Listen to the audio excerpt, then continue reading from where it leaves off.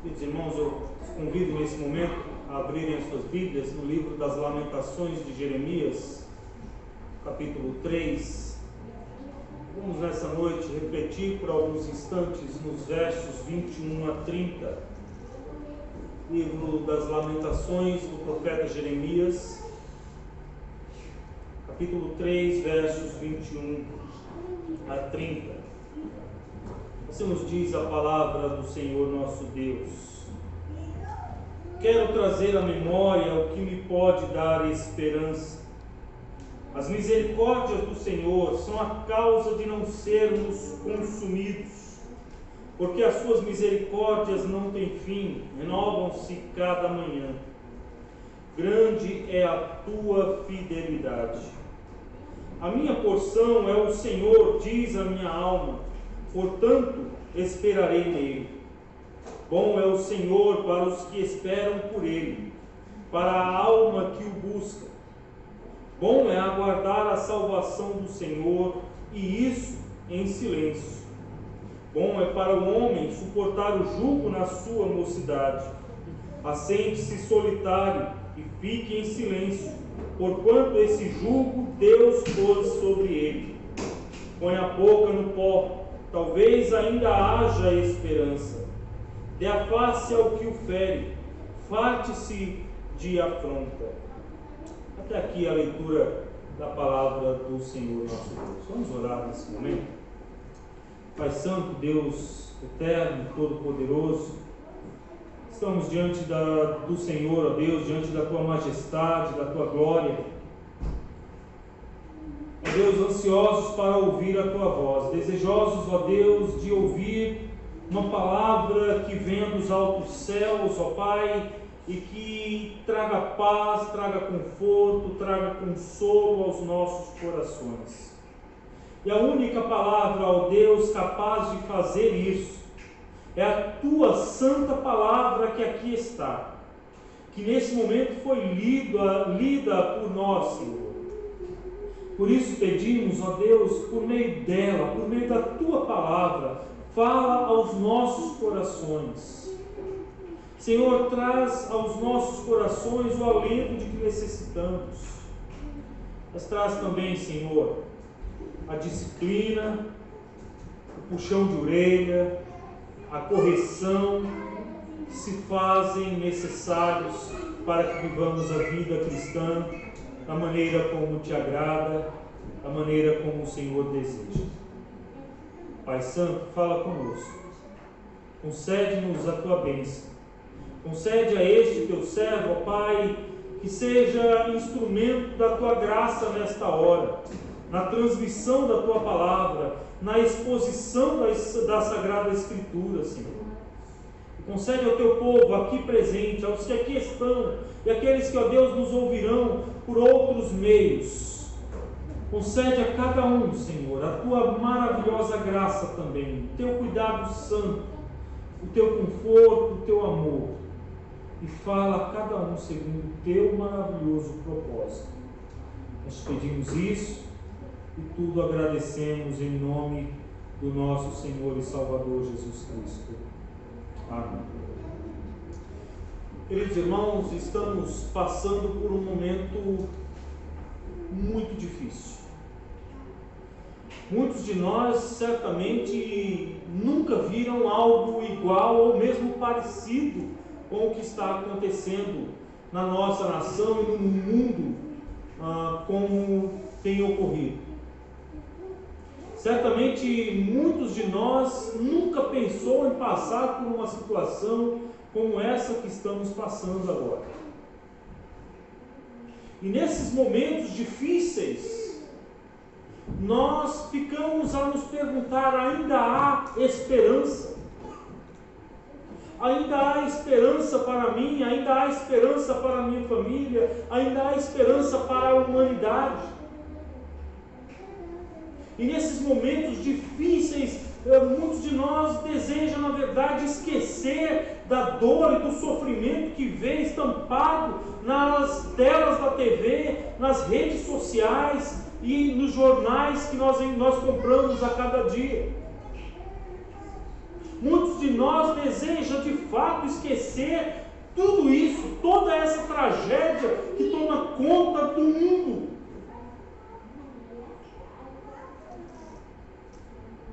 Desejamos esquecer, isso é algo natural, até certo ponto é muito natural. Pois o esquecimento, queridos, é algo natural e rotineiro nas nossas vidas. Esquecemos onde colocamos as chaves de casa, as chaves do carro. Esquecemos de uma determinada roupa, esquecemos de determinados objetos. Esquecemos também de coisas importantes, como nomes de pessoas, datas de aniversário. Só não eu, né, José? Eu nunca esqueço, né? Datas de aniversários. Esquecemos tantas coisas. Mas o pior de tudo é que muitas vezes, na maior parte, nós esquecemos da bondade com que o Senhor tem cuidado de nós. Da bondade, do amor com que o Senhor tem cuidado de mim e de você. E os motivos por que esquecemos são diversos. Muitas vezes é porque nós não consideramos importantes certas coisas. Outras por sermos realmente relapsos. E outras ainda, porque nós de fato desejamos esquecer. Nós realmente queremos esquecer algumas coisas, algumas tragédias, algumas situações que surgem nas nossas vidas. Queremos esquecer. Desejamos esquecer. Precisamos esquecer. Mas o profeta Jeremias, por mais que desejasse, por mais que quisesse, por mais que ansiasse, ele não podia esquecer-se do mal que tomara conta do seu povo, da aflição que imperava violentamente, da escassez impiedosa que fazia com que crianças desfalecessem de fome e de sede pelas ruas. Jeremias, por mais que desejasse, ele não conseguia esquecer tudo isso. Por mais que ele quisesse, ele não conseguia apagar isso da sua memória. Então ele diz: a língua da criança que mama fica pegada pela sede ao céu da boca. Os meninos pedem pão e ninguém há que lhe dê. Jeremias olha para as crianças que estão morrendo de fome e sede, estão morrendo de inanição nas ruas da cidade de Jerusalém. Crianças que não têm o que comer nem o que beber. Estão desfalecendo, estão morrendo. Outras estão morrendo dos braços das mães, porque não tem leite para dar aos seus pequenos. Por outro lado, a fome impiedosa levava mães a cozerem os seus próprios filhos e a comerem o fruto do seu ventre como se fossem o alimento que nós comemos a cada dia, o pão que nós repartimos a cada dia.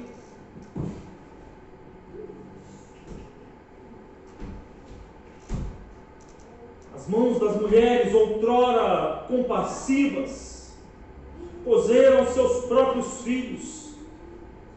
Estes lhe serviram de alimento na destruição da filha do meu povo, diz o profeta Jeremias no capítulo 4, verso 10. Irmãos, imaginemos que situação terrível estava passando o povo. Que coisas Jeremias estava tendo que contemplar. Isso tudo gerava tristeza, dor e sofrimento ao seu coração. E ele certamente queria esquecer-se de tudo isso, mas não podia. Jeremias não tinha como esquecer tudo isso, não podia ignorar o que estava acontecendo ao seu povo. Até porque ele sabia que todo este mal havia sido determinado sobre o seu povo pelo próprio Deus. pois haviam se rebelado contra o seu Senhor, pois haviam seguido os propósitos iníquos dos seus corações, haviam seguido as tendências pecaminosas e idólatras das suas almas.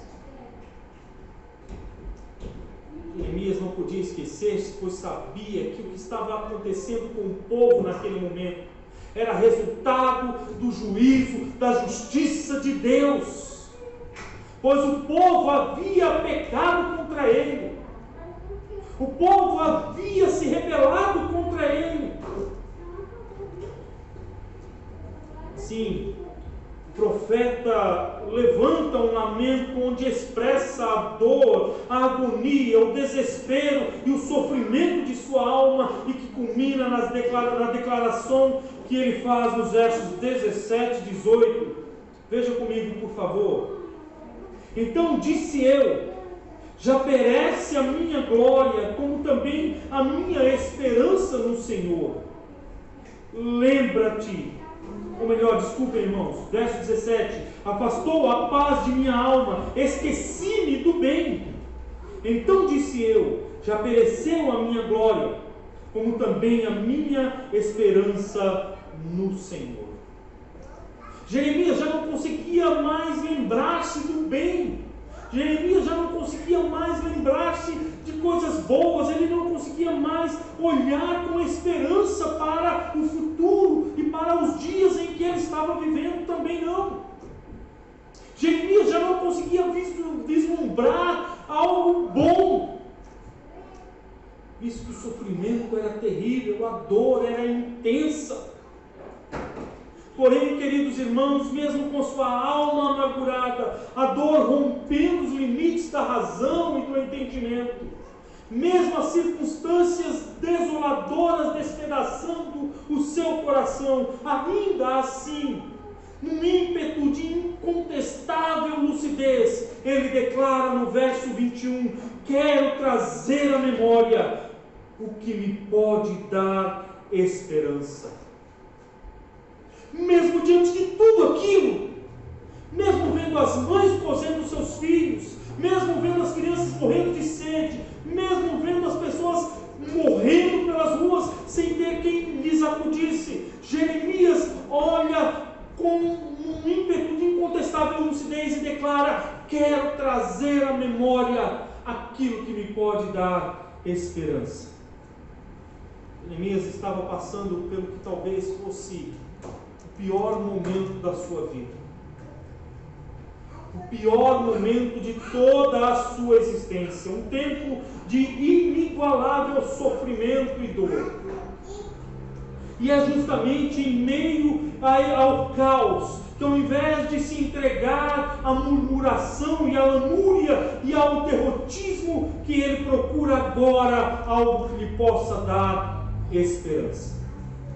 Ao invés de se entregar à murmuração contra Deus, à lamúria pelo sofrimento pelo qual está passando, e o povo também, ao invés de se entregar ao derrotismo próprio de quem sofre, Jeremias agora tenta achar algo que lhe dê esperança, que renove as suas forças, que lhe dê ânimo para continuar vivendo.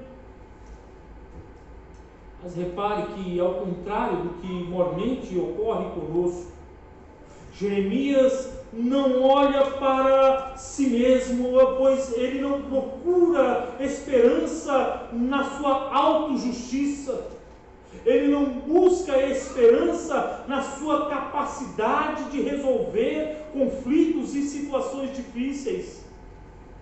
Ele não busca esperança no seu conhecimento teológico e litúrgico, visto que ele era um sacerdote do Senhor. Jeremias não busca solução em si mesmo, nem nas coisas que ele conhece, nem nas coisas que ele vê, nem nas coisas que ele podia fazer. A sua esperança está fundamentada na misericórdia do Senhor. É lá que Jeremias busca a esperança. É lá que Jeremias alicerça, fundamenta, baseia a sua esperança. E ele então declara nos versos 22 e 23, de forma convicta: as misericórdias do Senhor são a causa de não sermos consumidos, porque as suas misericórdias não têm fim, renovam-se cada manhã. Grande é a tua fidelidade. Queridos irmãos, Jeremias olha para a misericórdia do Senhor se renovando dia após dia, sendo dispensada e derramada sobre a sua vida e sobre o seu povo a cada dia, como algo que pode lhe renovar a esperança, pode lhe renovar as forças, pode lhe dar ânimo, pode fazer com que ele caminhe na presença do Senhor. Eu acho muito interessante um conceito de misericórdia que diz que misericórdia é Deus não nos dando aquilo que merecemos. Misericórdia, vou repetir, é Deus não nos dando aquilo que merecemos. Louvado seja o seu nome por isso. Porque se Deus me desse aquilo que eu mereço, queridos irmãos, eu já teria sido fulminado da presença do Senhor. Nenhum de nós jamais estaria aqui. Nenhum de nós jamais seria aceito na presença do Senhor. Se Deus nos desse aquilo que merecemos, estaríamos agora perdidos, queimando no fogo do inferno, sem a mínima esperança, sem a mínima chance de sermos salvos. Porque o que nós merecemos é o juízo divino, é a justiça divina, é o castigo do eterno Deus. Mas Deus não nos dá o que merecemos, e é justamente isso que Jeremias está vendo aqui, é justamente isso que Jeremias está, nisso que Jeremias está fundamentando a sua fé, a sua esperança, a sua alegria, as suas forças, o seu ânimo, o seu desejo de seguir em frente. É nisso, é na misericórdia do Senhor. É interessante que a palavra hebraica, queridos, quando a palavra hebraica traduzida aqui como misericórdia, é uma palavra que ela traduz tanto um ato bondoso e compassivo, como também reprovação. A palavra traduzida por misericórdia, ela tanto pode ser traduzida como um ato bondoso, como um ato compassivo, como também um ato de reprovação. E reprovação muitas vezes implica em juízo. E Deus está exercendo a sua misericórdia aqui para com o seu povo nas duas vertentes da palavra. Tanto exercendo o seu juízo contra o seu povo, por conta dos seus pecados, da sua idolatria, da sua maldade, da sua rebeldia, como também está sendo misericordioso no sentido de ser compassivo para com o seu povo. Talvez você me pergunte como que Deus está sendo compassivo, permitindo que crianças morram de sede e fome pelas ruas, permitindo que as mães tenham que cozer os seus filhos e comê-los como se fossem o pão de cada dia. Onde está a misericórdia de Deus aí? Queridos irmãos, está justamente no fato de que mesmo o povo passando por tudo isso, o povo não será destruído, o povo não será eliminado, o povo não será exterminado, como foram as cidades de Sodoma e Gomorra, mas o povo tem a promessa do Deus vivo, de que após esse exílio, eles seriam restaurados e retornariam à sua terra. Eis a misericórdia do Senhor, eis a bondade compassiva do Senhor sendo manifestada. Havia esperança, Havia esperança para o povo, e Jeremias precisava olhar para a misericórdia do Senhor como algo que lhe desse esperança. Destaque, sabendo que as misericórdias do Senhor são a causa de não sermos consumidos, porque as suas misericórdias não têm fim. Jeremias olha para a renovação destas mesmas misericórdias como algo que pode lhe dar esperança. E a maravilhosa lição que ele nos deixa aqui, queridos irmãos, é que ao olharmos para a misericórdia do Senhor, o nosso coração pode se encher de alegria, pode se encher de esperança, pode se encher de forças, de renovo, de ânimo, para continuarmos lutando e servindo ao Senhor, mesmo em meio a esse caos que se espalha mundo afora. Esta é uma grande lição que Jeremias deixa aqui para nós. Nós que estamos enfrentando o caos da pandemia, nós que estamos vendo tanta gente morrendo, tanta gente sofrendo, tanta gente que precisa de socorro, que precisa de ajuda e que não pode, não consegue, porque não tem onde buscar esse socorro, não tem onde buscar esse auxílio. É olhando para as misericórdias do Senhor, para as misericórdias do Senhor, que teremos as nossas forças renovadas, que teremos o nosso ânimo renovado, as nossas forças restabelecidas para que andemos na presença do Senhor e continuemos olhando para a frente, olhando para Jesus, autor e consumador da nossa fé. Queridos irmãos, as misericórdias do Senhor se renovam a cada dia. Elas não têm fim. Elas não estão aqui por hoje e amanhã, e depois de amanhã ela vai embora. Não.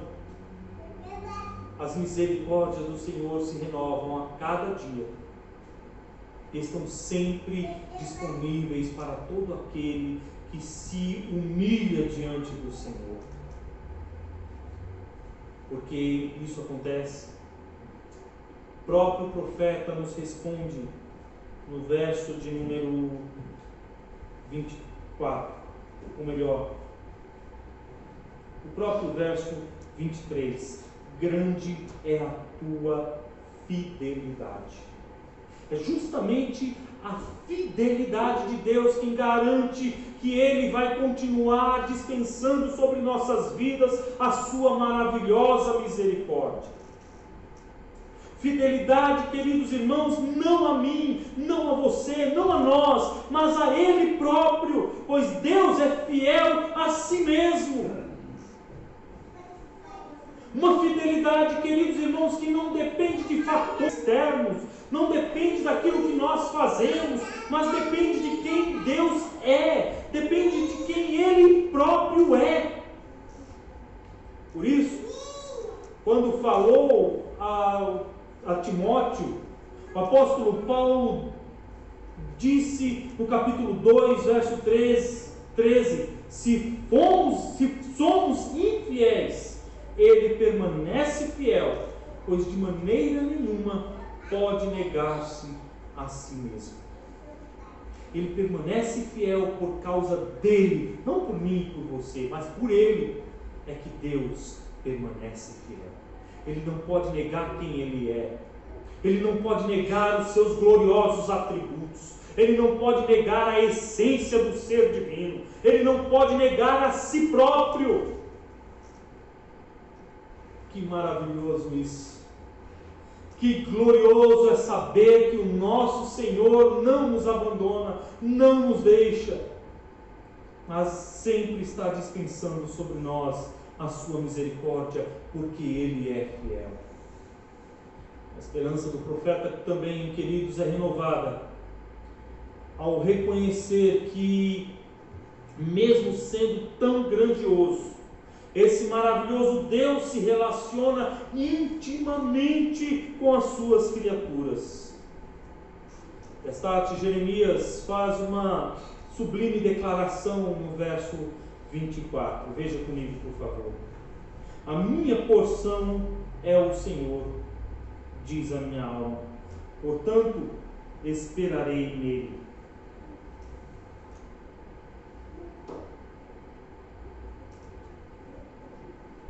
A minha porção é o Senhor, diz a minha alma. Portanto, esperarei nele. Ao afirmar, queridos, que Deus é a sua porção, Jeremias estava aqui recordando as palavras do próprio Senhor ao seu servo Arão, quando estabeleceu o sacerdócio em Israel. Quando Deus, ao falar a todos os sacerdotes e levitas, Ele disse em Números 18, 20: eu sou a tua porção e a tua herança no meio dos filhos de Israel. Deus disse a Arão, e consequentemente a toda a sua descendência: eu sou a tua porção e a tua herança. E Jeremias, como sacerdote do Deus Altíssimo, como sacerdote do Senhor, ele estava aqui reconhecendo o fato de que Deus é a sua porção, Deus é a herança da sua alma, Ele é o bem mais precioso da sua alma, Ele é tudo de que Ele necessita. Queridos irmãos, ter consciência de quem nós somos e de quem Deus é, leva-nos a desenvolver uma relação saudável e reverente com o Criador.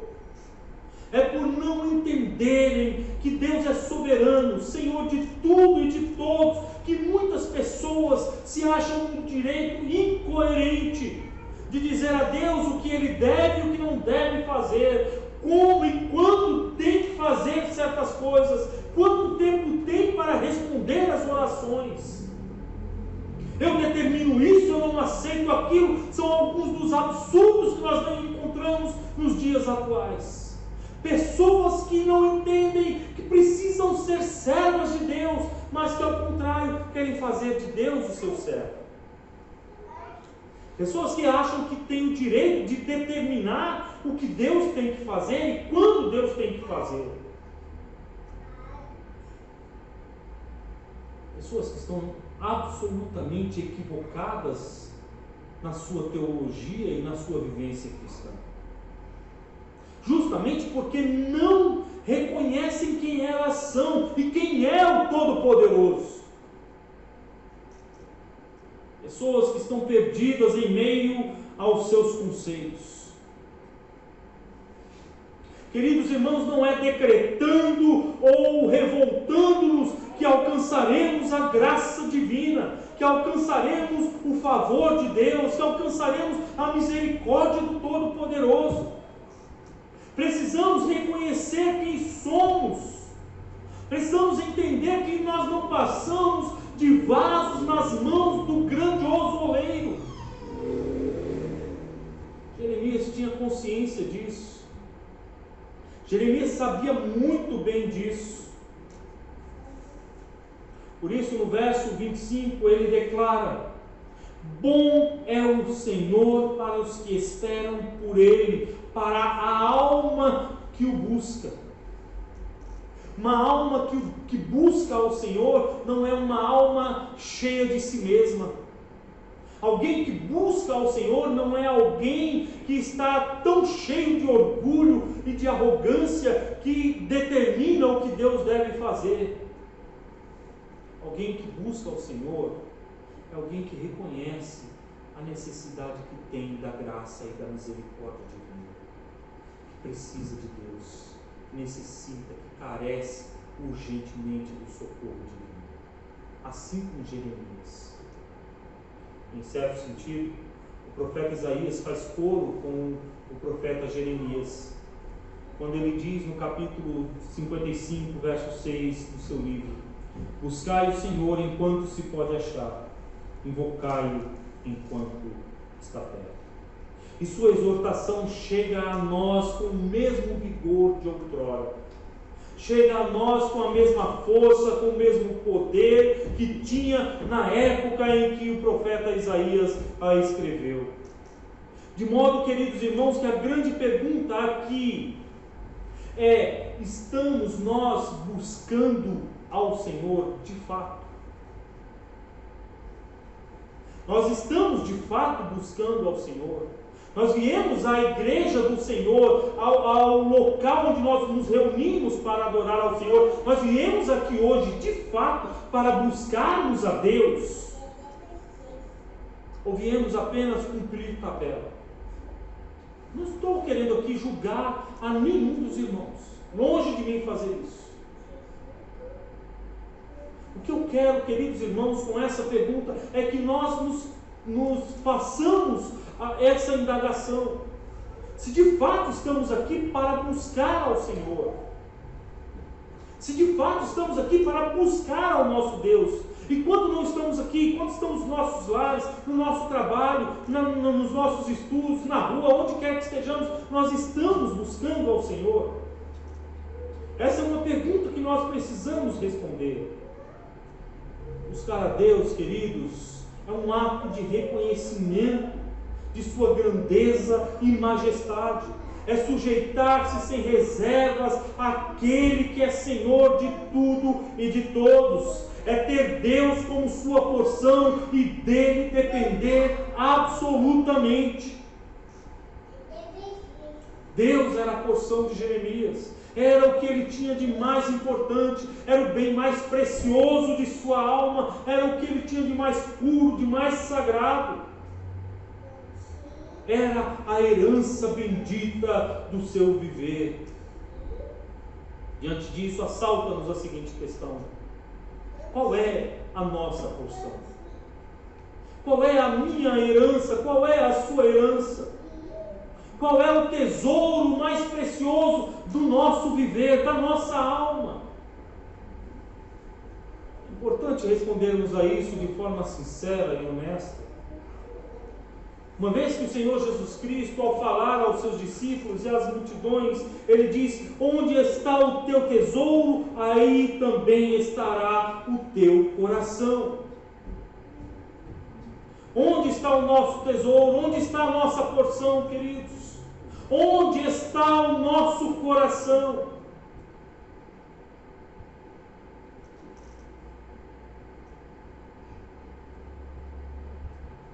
Devemos responder essas questões com total sinceridade, com honestidade, porque o Senhor conhece o que há em nós. Nós podemos enganar as pessoas do nosso lado, podemos enganar a nós mesmos, mas jamais poderemos enganar aquele que vê todas as coisas e que sonda os corações. O Senhor, somente o Senhor deve ser a nossa herança, a nossa porção, a esperança maior da nossa alma. Nesse sentido, o apóstolo Paulo, escrevendo aos Coríntios, no capítulo 15, verso 19, disse que se a nossa esperança em Cristo se limita apenas a esta vida, somos os mais infelizes de todos os homens. Eu gosto de uma outra versão, que diz que se nós esperamos em Cristo apenas nesta vida, somos os mais miseráveis de todos os homens. Porque o termo grego traduzido ali como miserável ou como infelizes, como está na Almeida atualizada, dá a ideia de alguém que está às margens da sociedade, que não tem nada para sobreviver.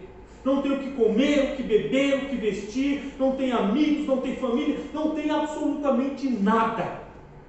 E é assim que somos nós, diz o apóstolo Paulo, se nossa esperança em Cristo se limita apenas a esta vida, apenas a este momento. Logo, a nossa esperança deve se fundamentar em Cristo e em sua maravilhosa obra, não nas coisas passageiras, banais e efêmeras deste mundo. Não nas coisas passageiras e banais desta vida. Outro sim, queridos irmãos, Jesus deve ser o anseio maior da nossa alma, Ele deve ser a nossa porção, a nossa herança e esperança, o bem mais precioso das nossas vidas. O texto ainda nos mostra que, embora Jeremias tivesse consciência de tudo isso, embora Jeremias tivesse consciência de que Deus era a sua porção, de que as misericórdias do Senhor podem renovar a sua esperança, podem renovar as suas forças, podem renovar o seu ânimo, podem lhe dar condições de manter-se na presença do Senhor por mais alguns anos. Mesmo assim, ele ainda sentia a sua alma ser esmagada pela dor, pelo sofrimento, pela aflição. Ele que já havia sofrido tanto e que já havia lamentado tanto também, com motivos justos, percebe agora que o silêncio é melhor que a murmuração, que a confiança é melhor que o desespero, que a fé é melhor do que a dúvida e que a sujeição é melhor que a rebeldia. Isso fica claro na declaração que ele faz nos versos 26 e 28. Acompanhe comigo, por favor. Bom é aguardar a salvação do Senhor, e isto em silêncio. Bom é para o homem suportar o jugo na sua mocidade. Assente-se solitário e fique em silêncio, porquanto esse jugo Deus pôs sobre ele. Queridos irmãos, Jeremias sabia muito bem o que é sofrer. E isto fica claro na declaração que ele faz nos versos 17 e 18, conforme nós lemos lá no início. Contudo, o profeta entende que murmurar não é a melhor saída, pois a murmuração anda de mãos dadas com a ansiedade e, consequentemente, com o sofrimento, com a tristeza, com a dor, com a angústia e com o desespero. Assim, Jeremias nos convida a aguardarmos a salvação que vem do Senhor numa postura de profunda quietude, numa postura de profunda calmaria. Bom é aguardar a salvação do Senhor, e isso em silêncio, diz o profeta no verso 26. Não obstante, queridos irmãos, somente aguardaremos a salvação do Senhor em silêncio, se confiarmos nele, e somente confiaremos nele se o conhecermos intimamente. Se nós tivermos contato diário e constante com esse Deus Todo-Poderoso, se nos envolvermos com ele, se estivermos na sua presença, se o buscarmos, se confiarmos nele. É fato que quando estamos sofrendo, nós queremos agir e acabar logo com a dor e o sofrimento da nossa alma. Contudo, o profeta nos ensina que em meio às intempéries e vicissitudes da vida, devemos não murmurar, não ficar reclamando, não ficar nos desesperados,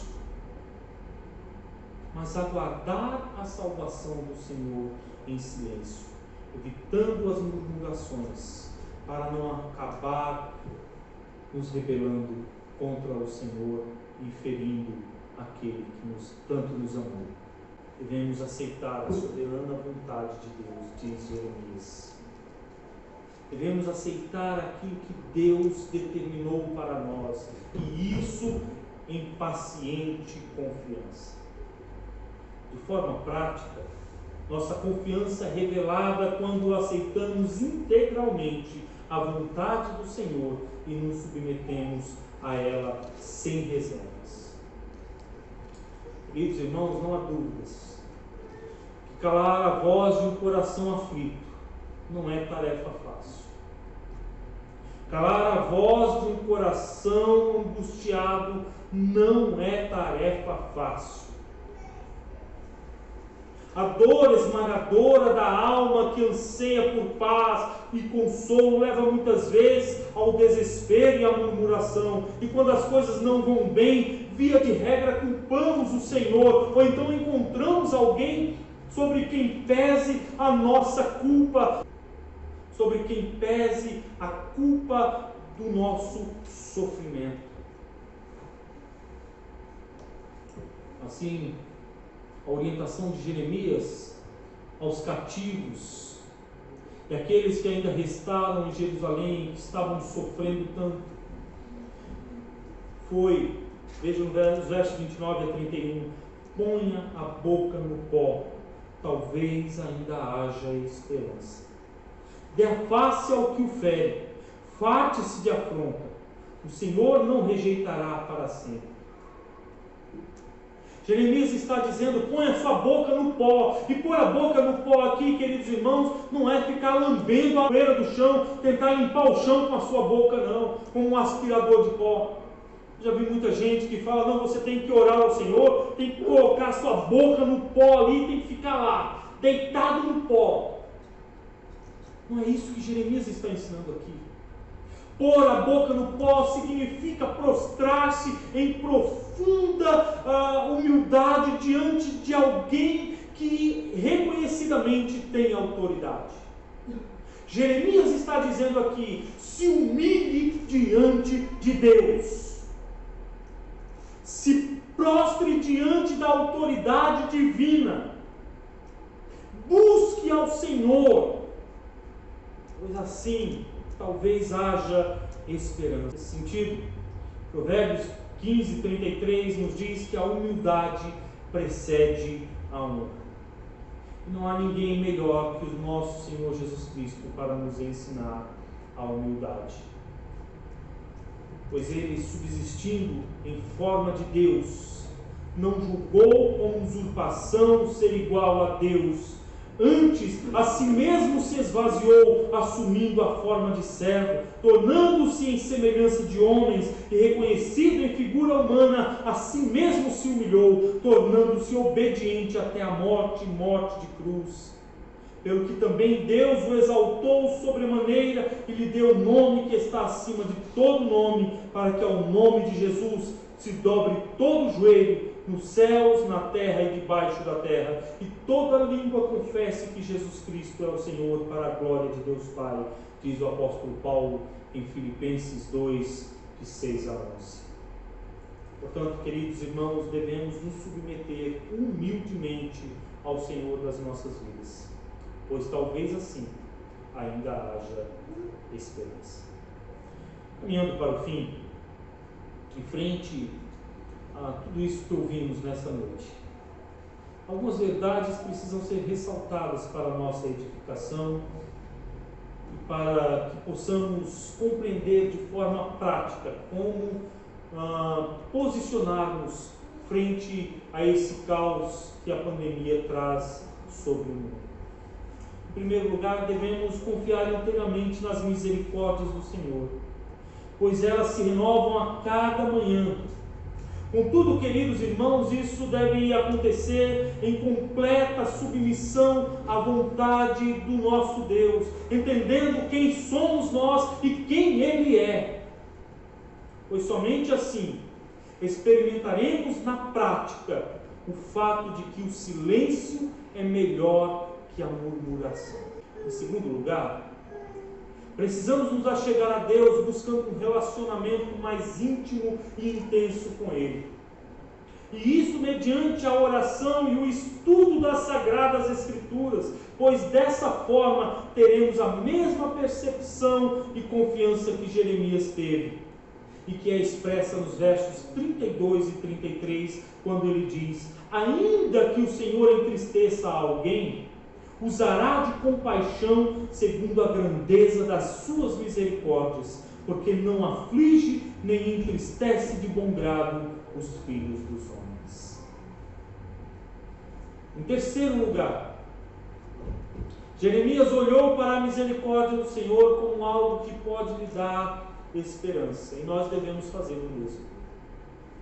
E qual a maior manifestação da misericórdia de Deus, irmãos, senão que Jesus Cristo foi enviado para morrer na cruz por mim e por você, pagando pelos nossos pecados, sofrendo o juízo de Deus no nosso lugar.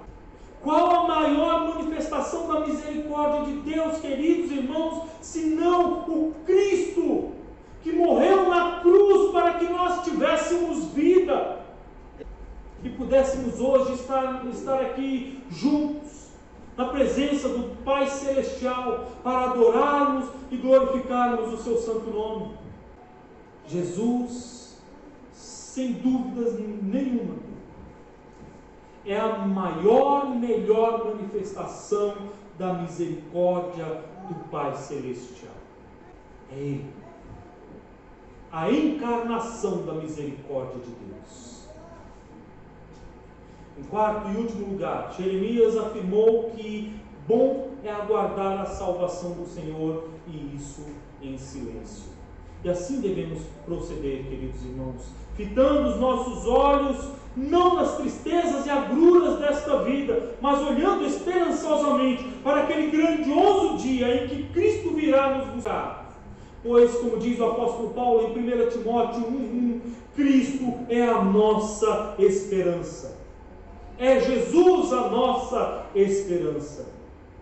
Portanto, em Cristo há esperança para o caos, ou em meio ao caos. Em Cristo há esperança em meio ao caos. A Ele, pois, seja a honra, a glória e todo o louvor para todos sempre. Amém.